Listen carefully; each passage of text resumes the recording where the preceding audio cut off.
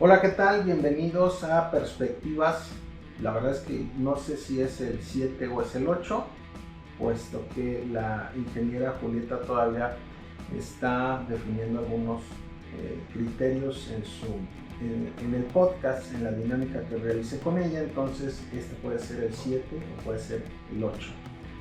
El día de hoy estoy con un amigo mío, él es maestrante de arquitectura, está haciendo la maestría en arquitectura en la UNAM y él de base es diseñador industrial.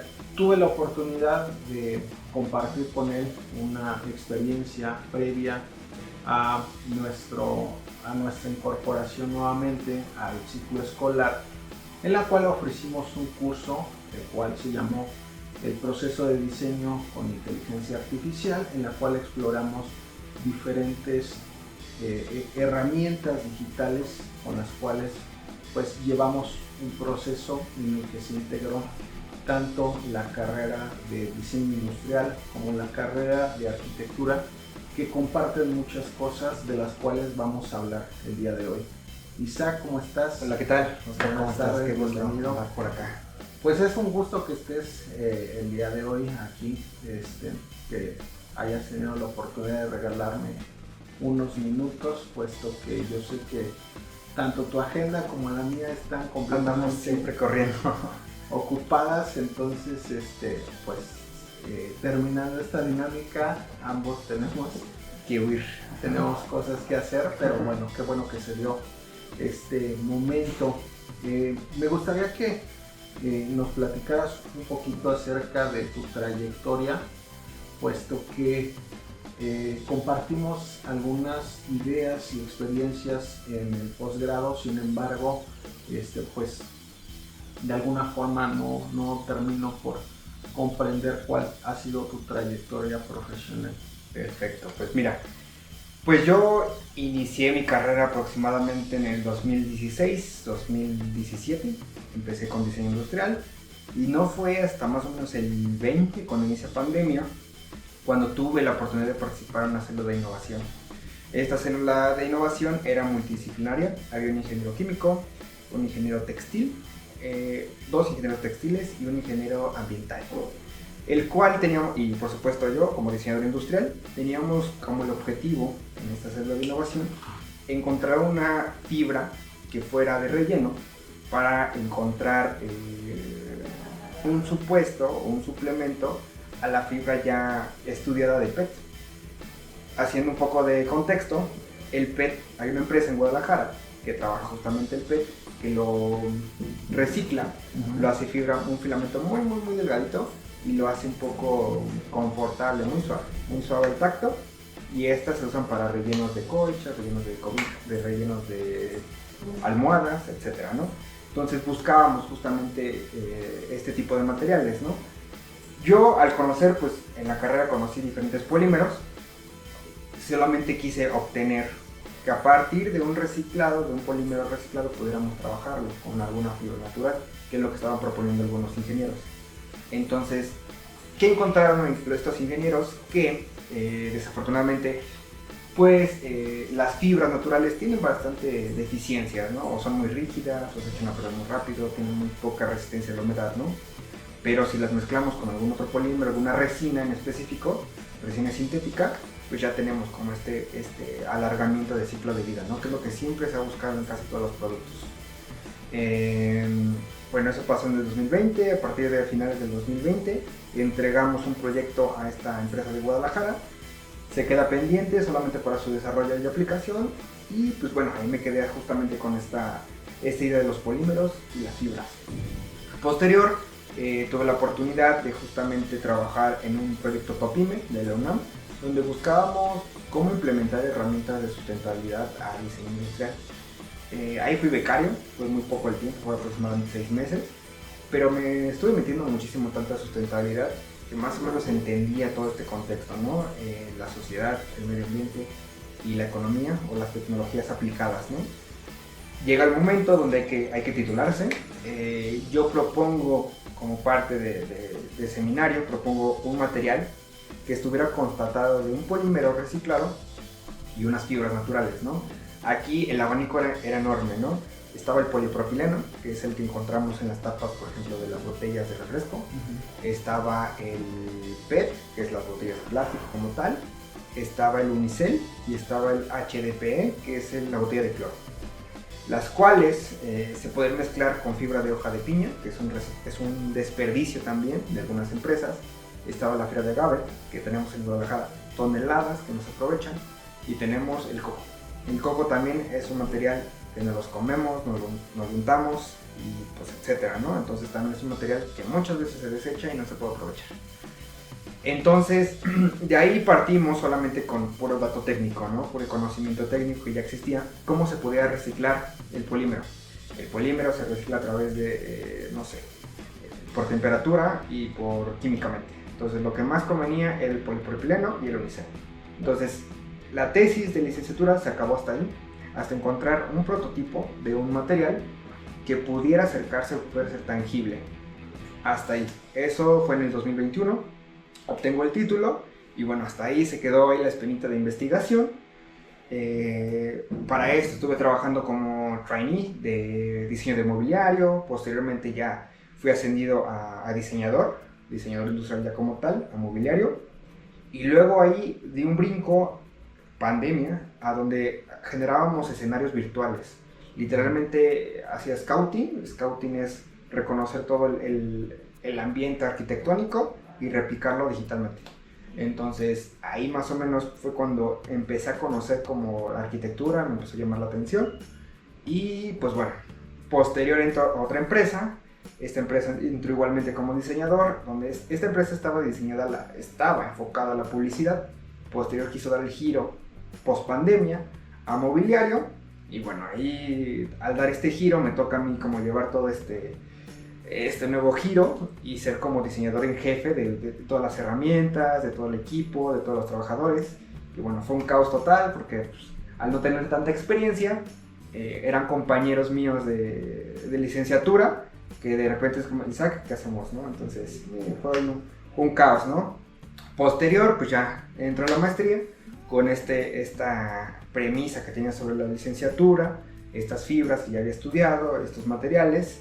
Y bueno, no fue hasta este punto donde ya empiezo a buscar una aplicación muy específica hacia la arquitectura, de acuerdo a las propiedades y características de ambos materiales, tanto por separado como en conjunto. Entonces, más o menos, trabajos más, trabajos menos, pero más o menos es lo que... Ok, muy bien. Pues creo que tienes un background bastante interesante en relación también a la edad. Creo que te llevo 10 años y los dos pues en estos momentos estamos a la par estudiando el posgrado en arquitectura. La pregunta del millón, ¿qué es para ti arquitectura? Arquitectura, hijo, la arquitectura siento que como diseño industrial no ha sido o ha ido cambiando el término, ¿no? Para mí arquitectura es una disciplina que estudia los espacios en donde los habitamos, donde justamente hace un lugar habitable de acuerdo con ciertos conocimientos técnicos, con cierto aprovechamiento de cada espacio, ¿no? ¿A qué le llamo conocimientos técnicos? Es decir, cómo a partir de una proyección, llámese un boceto, hacerlo real, hacerlo tangible ya con diferentes materiales, ¿no? Ese proceso técnico, ese proceso de diferentes conocimientos es lo que hace el arquitecto. Pues creo que es una respuesta bastante atinada porque muchas veces desde el punto de vista arquitectónico nos quedamos encasillados con estos elementos de la forma y la función y no comenzamos a explorar. Yo, para serte sincero, cuando estudiaba la carrera, pues la influencia de los académicos van generando atributos a la formación de un arquitecto hasta el punto en el que pues nos sentimos dioses, todos poderosos, y nos sentimos expertos en el tema del diseño, cuando realmente pues estamos condicionados a un marco teórico del cual no logramos salir. Analizamos el acero y el concreto y sabemos cuáles son sus características y sus propiedades, pero no estamos dispuestos a renunciar a ello. Sí. Y con una cierta soberbia,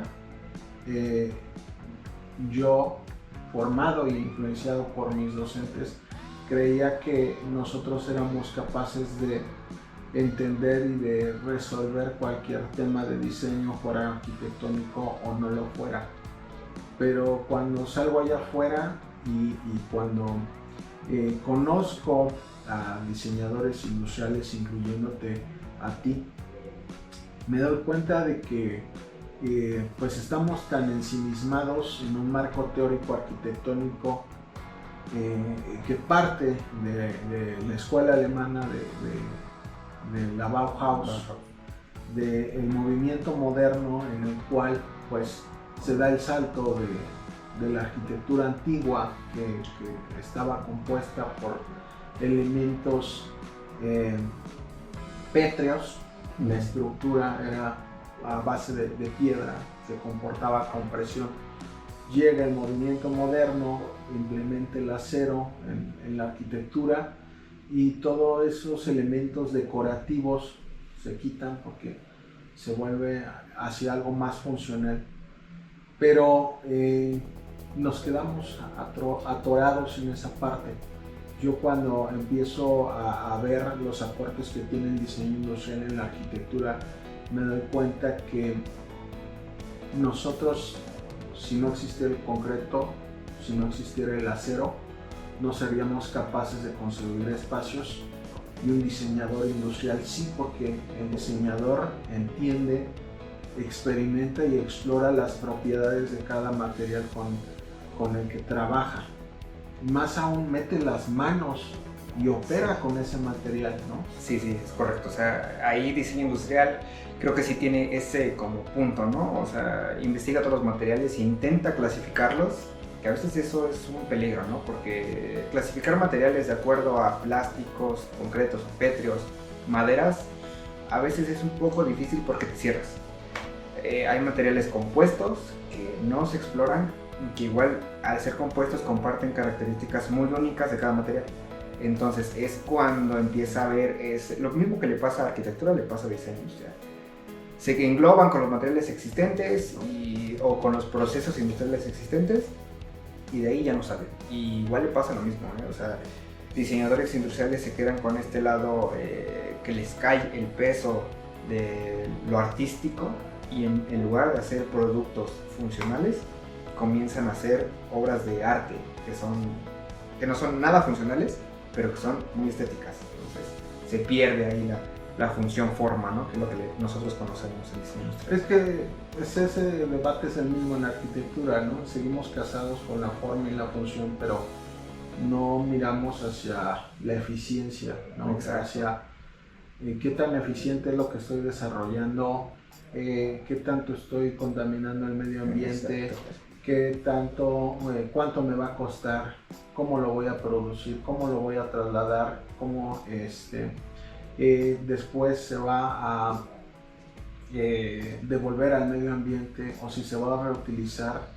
Entonces creo que todos esos conceptos ya importan dentro de la arquitectura y dentro del diseño, más allá de la forma y la función, ¿no? Sino de dónde estoy sacando este recurso. Sí. Entonces, ¿cómo describirías el proceso de creación de materiales, en este caso, como has mencionado, reciclados? Ok, mira, para empezar hay que conocer qué materiales, identificar los materiales. Es decir, si estamos hablando de plásticos, casi todos los plásticos tienen una nomenclatura. Ya sea, por ejemplo, el polipropileno. El polipropileno está descrito en su nomenclatura como PP. El PET como tal se describe como PET. El polietileno de alta densidad, HDPE, son siglas en inglés, la mayoría. Entonces, abajo, en la parte de, por ejemplo, los plásticos, viene con esa nomenclatura, donde dice, se puede reciclar número 6. Entonces, revisa la nomenclatura, 6 HDPE. Ok, ya tengo que este plástico en específico se puede reciclar. Ahora, hablando de reciclar, hay diferentes formas. Siguiendo con esta línea de los plásticos, a través de temperatura, es decir, los termoplásticos hay que fundirlos con calor para poderlos reutilizar. Esto va a depender de un N cantidad de reciclajes, porque esto va a bajar la calidad del material. Podemos utilizar fuerzas mecánicas, es decir, una compresa, un cilindro que pueda oprimir el plástico y lo puede volver a hacer pellets, que son literalmente este cerealito que vemos de plástico, donde se calienta y salen estas piezas extruidas, ¿no? ¿Qué le decimos piezas extruidas? Pues que son piezas huecas y que está recubierta, ¿no? Esa es una pieza extruida y se genera a través de plástico reciclado o pellets. Ok, eso hasta los plásticos. Si queremos utilizar, no sé, vidrio es un poco más difícil mezclarlo con otro material, a diferencia de los polímeros. ¿Por qué? El vidrio es un poco más caprichoso, por decirlo de una forma, aunque es más fácil reciclarlo. Solo el vidrio, si lo queremos mezclar, por ejemplo, el vidrio alcanza una temperatura de 100, 150 cuando está muy caliente y empieza estado líquido. Si le metemos una fibra, por ejemplo el coco, ¿no? Que es el que tenemos aquí, el coco lo va a derretir, o sea, lo va a carbonizar y ya no existe ninguna posibilidad. Entonces tenemos que buscar esta compatibilidad de que ambos materiales van a... Pues es que está complicado, ¿no? Está muy complicado, o sea, y ahí justamente entra la parte técnica, ¿no? Que ambos materiales sean compatibles, que ambos materiales resistan lo químico o la temperatura que vas a aplicar, o etcétera, ¿no? Por ejemplo, si estamos hablando de metales, los metales son resentidos, ¿no? Si buscamos una aleación de estaño, es aluminio, es cobre, es aluminio y es zinc, exacto. Es zinc y cobre, el cual hace que sea una aleación bastante suave, pero si no mezclas adecuadamente los porcentajes, pues es un poco complicado, ¿no? Me acuerdo un poquito de las clases de memoria de forma. Exacto, con el famoso... se me fue que era níquel y titanio, ¿no? Me parece. Ajá. Hierro, titanio y níquel. Exacto. Era una aleación y cada una tenía un cierto porcentaje. Exacto, y se brindan las propiedades de cada uno. El titanio es muy rígido, pero el níquel es más suave. Y si los mezclas, justamente existió este fenómeno, ¿no? Que abre y cierra por temperatura. Entonces, más o menos, es a grandes rasgos cómo podríamos utilizar este proceso de reciclaje, ¿no? O sea, va a depender de cada material, pero el primer paso es, ok, investiga cuál es esta clasificación y investiga cuál es el material, porque muchas veces muchos materiales están conformados por otros, ¿no? Otra vez vuelvo al mismo, el ejemplo de la botella. Una botella de refresco tiene 3 plásticos. La botella en sí, que es este material semicristalino, es PET. La etiqueta es una impresión de PVC. Y lo que es la tapa y seguro es polipropileno. Entonces, aquí lo complejo de reciclar el PET es separar estos materiales para poder utilizar el PET, ¿no? Que es el que más se utiliza. Ese es lo difícil, eso es la parte técnica más complicada para poder utilizar pues un material reciclado, ¿no? Desde luego involucra los costos. Entonces aquí es pues que te sale más barato. Ok, ¿consideras que los avances tecnológicos han influido en el desarrollo de este tipo de materiales?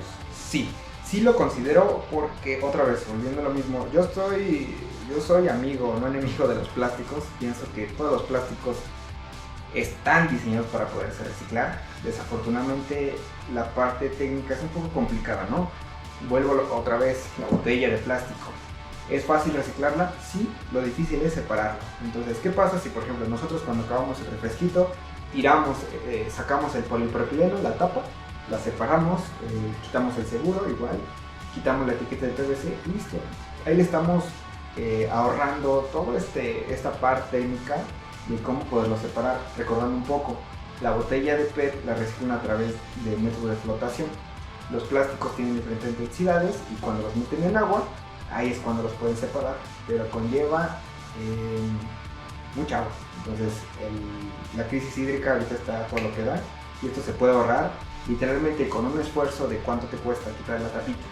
O sea, bueno, aquí me gustaría hacer un planteamiento incluso hasta filosófico, político, en relación a este planteamiento que tú abordas. Yo acabo de ir a un museo en Iztapalapa que se llama Yanquic, y en este hay una sala en la cual, de hecho también en el Utopía Barco, que está cerca de la unidad habitacional Vicente Guerrero, que es el proyecto que estoy abordando en la maestría. Sí. Tanto en el Barco, Utopía, como en el Museo Yanquic, que ambos están en Iztapalapa, hay salas de exhibición que hacen alusión al cuidado del medio ambiente. Y es algo que ya he mencionado en algunas otras ocasiones, que seguramente conoces mi postura. Y por ejemplo, en el Museo Yanquic hay una foto gigantesca de un tiradero de basura que antes estaba en Nezahualcóyotl, en Borlosochiaca, en el cual pues se exhibe de una manera un tanto grotesca, como para asumir nuestra culpa de que nosotros estamos causando ese daño al medio ambiente como consumidores. Sin embargo, en esta fotografía yo pude deducir que existen 4 o 5 empresas que son las que determinan cómo va a ser su envasado. Claro. Coca-Cola, P&G, Henkel, Colgate, etcétera, ¿no? Todas las que rodean a estas marcas. ¿Qué pasaría si estas empresas, porque estas empresas toman la decisión por una rentabilidad, ¿no? Les es rentable crear su producto y envasarlo con este recurso. Sin embargo, ¿qué pasaría si desde el envasado utilizaran otro tipo de materiales para que tú no tuvieras que decir, es que aquí lo complicado es separarlos? ¿Por qué no desde un principio se determina un envasado con un solo material que permita su reincorporación o reuso en algún otro momento? Sí, aquí justamente lo ideal es siempre buscar la homogeneidad de un material. Desafortunadamente, pues no todos los materiales son ideales. Y esto hace que tengan que combinar otros materiales. Sobre todo la normativa, por ejemplo, la normativa también es un factor súper importante. Estamos hablando de, por ejemplo, las bebidas, ¿no? Estos materiales deben de ser vírgenes de entrada, es decir, los pellets deben de ser totalmente vírgenes, no tienen que tener ningún proceso de reciclaje. Es un poco dudoso cuando dice que una botella reciclada, no lo creo.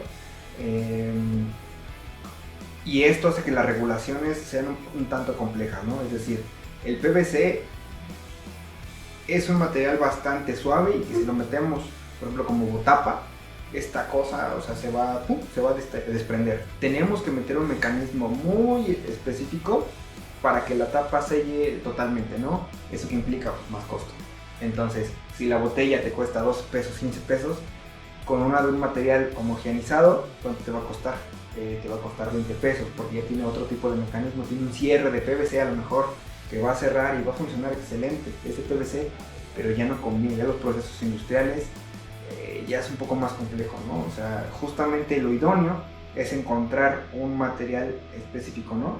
Y que, por ejemplo, China es un país que ya domina muy bien este tipo de situaciones, ¿no? O sea, por ejemplo, vamos a una sandalia, ¿no? Una sandalia ya es un propio material, ellos utilizan el silicón, que es EVA, el material EVA, que es como un foamy muy muy grueso, y es un solo material, y este material está hecho reciclado, o sea, es un solo reciclaje.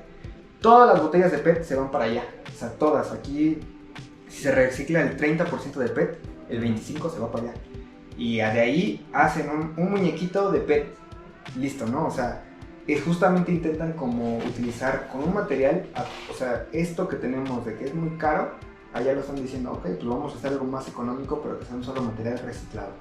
Pero su punto de vista a favor es la economía, no tanto que están reciclando y que son medioambientales y demás, sino que hay detrás todo un modelo económico que hace que todos estos productos pues sean idóneos, ¿no? Y sean rentables. Y sean rentables, sean sustentables. Se organiza, se autoorganiza, adaptándose al modelo económico, adaptándose a la sustentabilidad, adaptándose al diseño. Yo creo que en estos momentos China va a la vanguardia de muchas cosas. Muchísimo. Algo que habíamos abordado en el curso fue las revoluciones industriales y yo sigo poniendo de referente en mis clases la evolución del automóvil, llegando a un modelo actualmente chino, el cual pues ya en el toldo tiene paneles solares y es un carro eléctrico que busca irse hacia la independencia, ser autosuficiente, a ser sostenible, a depender lo menos posible de energías, de yo llegar y conectarme con un cable, sino pues no depender de todos estos recursos. Y yo creo que pues algo que ha detenido esto es de alguna forma el modelo económico que no permite ciertos avances, pero que China está demostrando que se puede alinear al modelo económico, que es rentable y que hay otro tipo de soluciones y otro tipo de alternativas en diferentes estructuras del diseño. O sea, China, siguiendo con el ejemplo del auto, ¿cuántos autos chinos no están ya llegando y que están implementando tecnologías con motores bastante básicos eléctricos, pero que ya, o sea, ya tienen eléctrico, ¿no? Si nos vamos, por ejemplo, a Toyota, que es una marca japonesa, sale un híbrido comparado con un MG, ¿no? Que sale muchísimo más barato. Que ahora les dicen manden grúa. Exacto. Pero la verdad es que yo ya vi el interior de un MG y dije, wow, la verdad es que se lograron acoplar a los procesos industriales que a los demás les costaba. Ellos dijeron, aquí, y con polímeros o con ciertos materiales más económicos, pero logramos lo mismo. Se acabó, no hay más. Eso creo que es lo que falta en todas las industrias, ¿no? Siguen ahí titubeando, siguiendo su valor. Por ejemplo, el nuevo iPhone, ¿no? Es un ejemplo que me encanta poner. El iPhone, no sé cuál es, el 15, el 14, ya es titanio. El titanio tiene un tiempo de vida aproximado de más de 100 años. ¿Cuánto tiempo te dura la carcasa o el teléfono? Ya, olvídalo. ¿El teléfono cuánto tiempo lo vas a usar? Unos 5 años, 10 años. Y eso porque, no sé, le sigue llegando actualizaciones, que lo dudo. Ese material, ese teléfono se va a quedar ahí intacto, abollado, pero ahí va a seguir el material. ¿Y cómo lo reciclas? Ya tiene un montón de cosas, otra vez separar los materiales. Es algo... Pero bueno, pues ya como hemos abordado en clases, pues obedece esta tendencia de consumo. Exacto. Estos hábitos de consumo que no cuidan y no procuran pues el respeto al medio ambiente, Exacto, sino más bien están procurando la rentabilidad, ¿no? Tiene un valor utilitario y pues como también hemos abordado, existe la obsolescencia programada, en la cual pues existen un sinfín de referentes, si buscamos en internet, de denuncias que una vez que expira la garantía de un producto, a la semana o a las 2 semanas se descompone casualmente. Exacto. Pero pues lo que nos lleva a seguir consumiendo objetos, ¿no? El caso de las impresoras. Ah, sí, los cabezales, yo no sé cómo les hacen, pero están específicos para un número tal de impresión, se acabe totalmente el número de impresiones, ¿no? No sé cómo lo hacen, no sé si es una programación directamente de software a hardware, pero no sé, lo logran y no hay más, ¿no? Y pasa lo mismo en diseño industrial.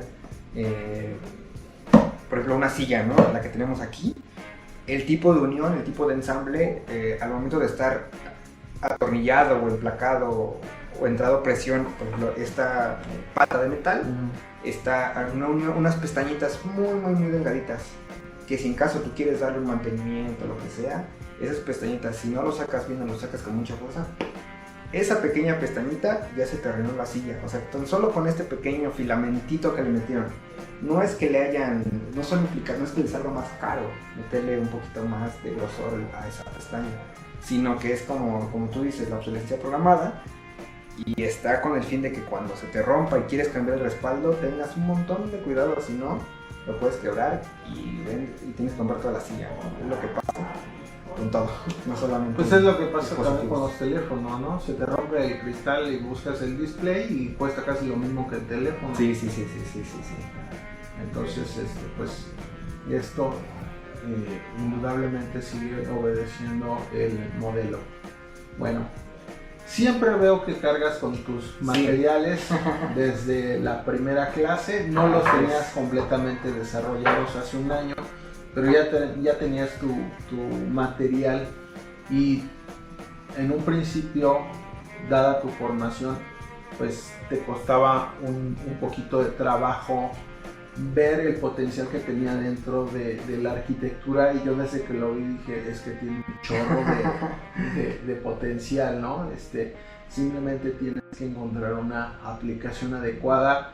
Tu material, yo desde donde lo percibo, pues tiene propiedades que permiten que se incorpore tanto a espacios interiores como a espacios exteriores, a diferencia de una fibra que yo, por ejemplo, el triplay o el MDF no puedo exponerla a la intemperie porque se dobla, se hincha, se decolora, etcétera, va perdiendo propiedades, y yo veo que tu material a simple vista pues tiene otras características. Entonces, ¿nos podrías mencionar? Sí, claro, mira, siempre mi bebé, siempre ando cargando para todos lados.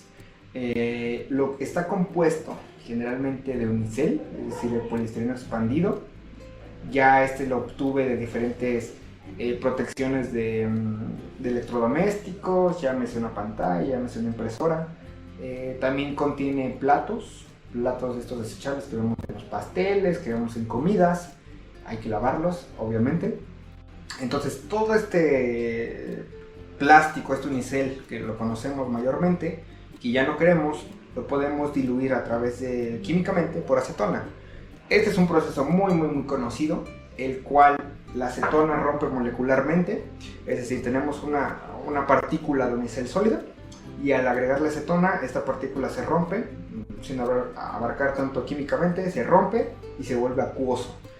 Acuoso quiere decir que es como ni está sólido ni que tampoco está líquido, es decir, está en medio de ambos, y es cuando agregamos la fibra.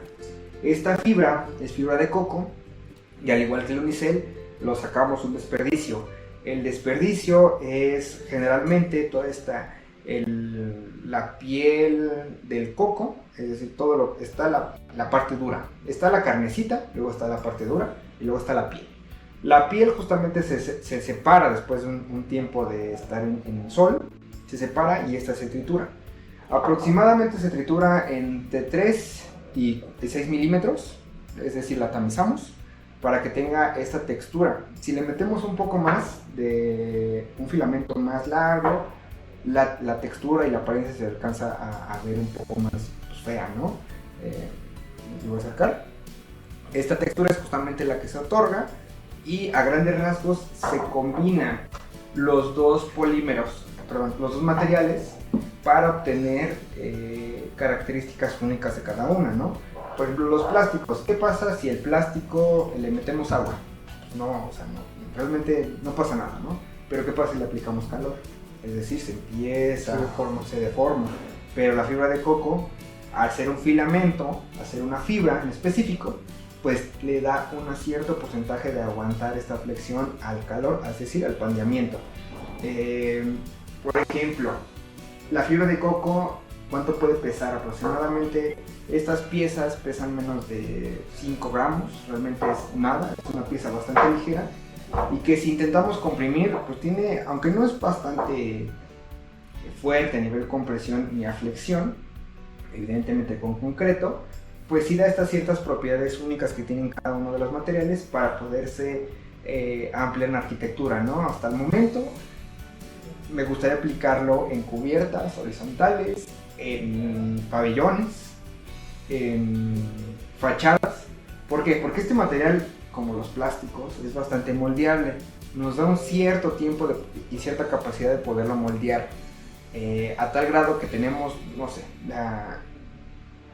La limitante es justamente los moldes, que a diferencia, por ejemplo, de los concretos necesitamos aplicar un desmoldante.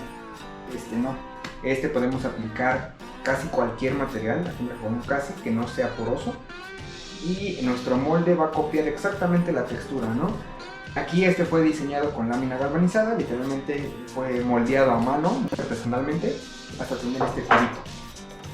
Si diseñamos hacer un molde muy específico que no tenga pues toda esta parte técnica, ¿no? Que no tenga atrapamientos, que sea abierto, que le entre ventilación, pues la limitante va a ser pues, el cielo, ¿no? O sea, encontrar justamente una aplicación va a depender de cómo se va a comportar, ¿no? Y en esta parte, pues que estoy en este estudio de cómo se va a comportar al intemperismo, radiación UV, la lluvia ácida y demás. Pero lo que yo percibo es que tú no titubeas al exponer tu material a la intemperie. Yo, si me hubiera ido por la generación de un material, de inicio hubiera seleccionado un espacio interior, porque es mucho más fácil controlar el material. Por ejemplo, primario y básico en la arquitectura, la tabla roca. Una placa de yeso, está cubierta por papel y tiene una función visual y de separar espacios juntos, ¿no? Entonces, pues ya está cumpliendo ahí una función, pero no lo podemos poner al exterior porque pierde sus propiedades al contacto con el agua. Y en el caso de tu material, yo veo que tú no titubeas en decidir si lo pones al interior o al exterior, sino que sientes que tu material es apto para estar en cualquier espacio. No, para ti no es una limitante el que esté al exterior. Sí, aquí lo interesante de este material, lo que platicábamos hace rato, ¿no? La integración de diferentes tipos de materiales, en que estamos metiendo un material natural y uno sintético o químico. Si lo exponemos al sol, el polímero que está recubierto, es decir, unicel, se empieza a carbonizar. Esto hace que la fibra de coco quede expuesta y se pueda volver un material compostable. Al ser compostable, es decir, lo podemos tirar en donde sea y no le va a afectar en nada a la tierra. O sea, tampoco le va a traer un nutriente, ¿no? Evidentemente, pero es decir, no estamos afectando. A diferencia de, por ejemplo, otra vez la tabla roca, ¿qué es lo que pasa? Si lo sacamos y lo tiramos al ambiente, pues a lo mejor no pasa nada, ¿no? Es papel y yeso, pero tarda muchísimo más en descomponerse. No es un material propio o extraído directo sin transformar de la naturaleza, como el coco. Por eso quise aplicarlo más hacia el exterior, para decir que el unicel ya no está expuesto en rellenos sanitarios, sino ya se le está dando un uso específico y se está degradando ya no en rellenos sanitarios, sino ya en un producto como tal. Y aunque suena un poco como que se está degradando, ¿no? O sea, pero al final todos los materiales, todos, tienen una cierta degradación, unas más que otras, pero todos los materiales tienen una degradación. Es ahí donde se están degradando, ¿no? Si en un relleno sanitario donde hay una acumulación de gases, o en un cierto punto donde tengas como una cierta distribución, una cierta ventilación, ¿no? Por eso quise aplicarlo, porque entramos en lo que yo dije, ¿no? En cómo tenemos esta mezcla de materiales y luego se hace un poco complicado separarlos, ¿no? Por eso quise hacerlo. ¿Cuál es tu definición para diseño industrial? Ok, diseño industrial, igual que arquitectura, ha ido cambiando. Es una disciplina más joven, muchísimo más joven que arquitectura. Justamente surge a partir de la Bauhaus, donde empieza a haber este funcionalismo, donde buscaban que los objetos, a partir de una línea de producción, se pudieran ejercer y que sean funcionales hacia el usuario. ¿Cómo me gusta definirlo? Diseño industrial es aquella disciplina que estudia las actividades que involucran un usuario en específico, creando un objeto que da una solución fácil, ergonómica o cómoda hacia el usuario, y que sea un producto a línea de producción. Así sé que es un poco revuelto, pero es lo que abarca y es lo que me gusta más del diseño industrial, y que muy pocas personas lo han podido aplicar, porque aquí en México solamente nos volvemos replicadores y no somos diseñadores, desafortunadamente. Entonces, pues nada, es el estudio de las actividades que hace un usuario a través de para dar una solución fácil, económica, eficaz, eficiente. ¿Qué es para ti entonces el diseño? Ok, el diseño en general, todos los tipos de diseño, es la disciplina, o es una disciplina, o un área de conocimiento donde hace una proyección de una cierta actividad que se piensa hacer, que se piensa crear, así lo vamos a poner. Son creadores a través de ciertos análisis, cierto conocimiento técnico, y que va a facilitar, que va a crear algo que sea funcional. El funcionalista siempre debe estar por encima de todo, y que al mismo tiempo puede crear algo bastante atractivo estéticamente hablando. Pero no preponderando la forma por encima de la función. No, la función debe de obedecer a la forma, ese sí siempre debe de ser, o a menos que estés en un concurso de obras de arte, pues sí, no, olvídate, no tienes que ser algo feo, sino algo bastante artístico, ¿no? Pero sí, cuando se trata de la industria o cuando se trata de cualquier otra situación externa al arte, sí debe de estar la función por encima de la forma. Muchas veces a mí me ha pasado que yo he visto mobiliario que a simple vista dices, se ve muy bonito, ¿no? Por ejemplo, una silla, y te sientas y está incómoda. O si es que se rompe, ¿no? Sí. Se va para atrás. Sí. Ahí entra lo estético, entra lo económico. Hay una mobiliaria, no la voy a decir, que justamente hace herrajes bastante económicos, que te mandan ahí tu herramienta, tu kit para armarlo tú mismo, y son tornillos casi de aluminio, es decir, no, pues sí, se barre. Gaia y todas estas empresas. Yo tengo una mesa Gaia en Exacto, casa. y que son herrajes que son bastante sencillos, y que si no lo haces bien, ya tronaste la pieza, ¿no? O sea, justamente es muy específica, ¿no? Eso, sacando a colación, eso lo hizo Michael Tonet hace mucho tiempo, ¿no? Durante la revolución industrial, donde hablaba de cómo podemos embalar o empaquetar una silla y lo puede armar el propio usuario, pero el Michael Tonet nunca dijo, pues que sea un herraje sencillo, o que no te preocupes por los costos, sino que sea un producto que se pueda transportar más fácil, para que tengamos mayor línea de producción, mayor eficiencia sobre el transporte, y pues, pero que sea eficaz, algo que Gaia y otras mobiliarias, pues no, sinceramente. Pues yo lo que percibo en este tipo de empresas como Gaia, como IKEA, que ya lo había comentado con mi amiga Carmen, es que primero buscan homogenizar una tendencia de diseño de forma global, no buscan la identidad y la personalización en cada entorno al cual llegan, y es una evolución del movimiento moderno, ¿no? Que la arquitectura en algún momento pretendió y sigue pretendiendo hacer, ¿no? Desplazar todas estas manifestaciones culturales propias de una región determinada e impregnar una forma global de producir, ¿no? Una tendencia de diseño, y tiene que ver el diseño para todas las disciplinas que abordan el diseño. Y en ese sentido también creo que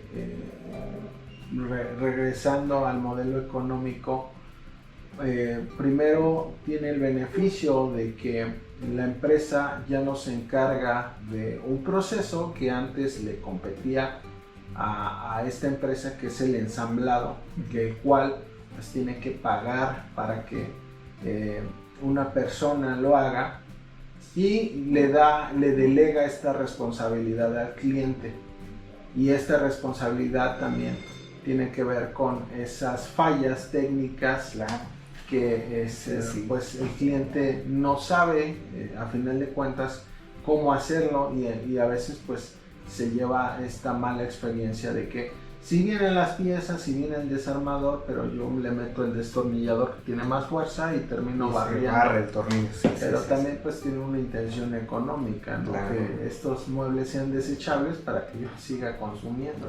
Claro, y al final está el estatus, ¿no? O sea, no son los muebles, son muebles bastante económicos de producir, pero están carísimos. O sea, si estamos hablando de un modelo de inyección, un molde está diseñado, son metálicos, está diseñado para que salgan miles de piezas. Entonces solamente un respaldo le salen hasta 20,000 piezas. Es decir, los moldes son muy caros, pero ya se recuperó toda la inversión. Pero al ser un producto de Gaia, de Ikea, con esta empresa que es internacional y que se reconoce, entra lo mismo que los iPhone. O sea, son un valor agregado y que sinceramente a veces creo que no lo vale. Creo como diseñador, supongo que también como arquitectos, te vuelves un tanto crítico, sobre todo a lo que te dedicas, ¿no? Porque una mesa ves el precio y dices, esto no costó 10,000 pesos, esto costó producirlo 1,000 y lo están ganando casi 10 veces. Pero porque lo venden en Ikea ya cuesta 25. Entonces, no sé, ahí entra justamente otro debate. Bueno, una última pregunta. ¿Por qué consideras que los diseñadores no exploran y desarrollan materiales si es que trabajan con ellos? Ok, aquí entra un poco la interdisciplina. Definitivamente un diseñador industrial no lo preparan para estudiar materiales, pero sí lo preparan para entender a los materiales. Es decir, la madera sabes cómo se comporta, en los metales sabes cómo los pueden trabajar, conoces tantos procesos industriales que te quedas encasillado en los materiales que ya conoces, que no te pones a investigar que una mesa requiere que sea, no sé, que tenga una cierta flexibilidad porque el usuario necesita guardarla en un poco espacio, ¿no? Entonces, ¿qué pasa si este diseñador industrial se pone a desarrollar un material? No desarrollar, sino investigar. Es muy complicado crear un material, evidentemente, pero sí desarrollarlo o investigarlo y aplicarlo ya hacia diseño industrial o incluso en arquitectura, ¿no? Que es el caso, para que justamente entiendas de primera mano todas estas necesidades. Todos los que desarrollan materiales, casi todos los materiales, ¿cuánto tiempo tienen ya de historia? O sea, las maderas, los metales. Y todos fueron a través de conocimiento empírico, es decir, con experiencias, a través de diferentes procesos, que los diseñadores industriales ya dijeron, ok, estos materiales existen y ya no me voy a preocupar porque esos son los que existen y voy a adaptar lo que necesito de acuerdo a lo que ya existe. ¿Qué pasa con todo este desarrollo de materiales? Pues está bien. En general casi todas las disciplinas, creo, les está ocurriendo y pues entra ahí lo interdisciplinar, ¿no? Lo mismo pasa con la arquitectura, ¿no? No nos desterritorializamos y no empezamos a explorar otro tipo de materiales. No exploramos cubiertas con PET, no exploramos otro tipo de composición arquitectónica. Tenemos un marco teórico en el cual pues, seguimos haciendo arquitectura, en la que tenemos mampostería de cerámicos, tenemos una losa de concreto, tenemos una cubierta igual de concreto y no estamos dispuestos a renunciar a esa metodología que ya tenemos establecida. Entonces, en ese aspecto entiendo esta parte que muchas veces pues somos conformistas en ese sentido, pero que por ejemplo este automóvil al que me refería pues ya trae paneles solares, ya trae otro tipo de elementos integrados en su chasis que no solamente responden una forma y una función, sino que ya implican abordar al vehículo con un diseño mucho más complejo, porque tiene otra serie de elementos que intervienen y que hacen más eficiente ese diseño y que pues obviamente está mucho más aproximado a satisfacer de manera más eficiente la necesidad de un habitante, de un usuario, de un consumidor. Sí, es correcto. Entonces, es algo muy debatible, muy debatible y que se deja abierto, ¿no? Hacia futuras generaciones que entran en esta parte.